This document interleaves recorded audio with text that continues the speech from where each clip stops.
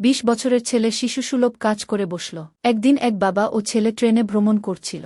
বাবা জানালার বাইরে তাকিয়ে একটা বড় হাসি নিয়ে সবকিছু উপভোগ করছিলেন।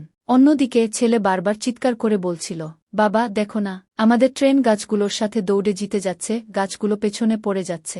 বাবা মৃদু হেসে বললেন, হ্যাঁ ঠিক বলেছ বাবা। এরপর ছেলে আবার বলল, বাবা দেখো, মেঘগুলো আমাদের সাথে প্রতিযোগিতা করছে, কিন্তু ওরা আমাদের হারাতে পারবে না, আমরা জিতব। বাবা আবার বললেন, হ্যাঁ একদম ঠিক বলেছ। এই দৃশ্য দেখে আশপাশের যাত্রীরা নিজেদের মধ্যে আলোচনা শুরু করল, এই ছেলেটা তো অনেক বড়, কিন্তু বাচ্চাদের মতো আচরণ করছে। ওরা বাবা ছেলে দুজনেই পাগল নাকি?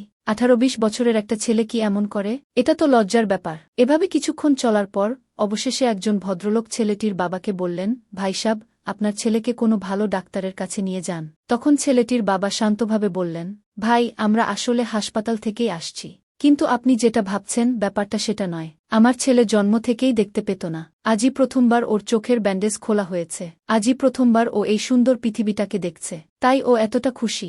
এই কথা শুনে পুরো কেবিনে নীরবতা নেমে এলো। শিক্ষণীয়, আমরা অন্যের পরিস্থিতি না জেনেই তাদের বিচার করে ফেলি, কিন্তু কখনো অন্যের জীবন সম্পর্কে না জেনে বিচার করবেন না, বরং আল্লাহর কাছে শুকরিয়া আদায় করুন যে তিনি আমাদের জীবনকে অনেক সহজ করে রেখেছেন।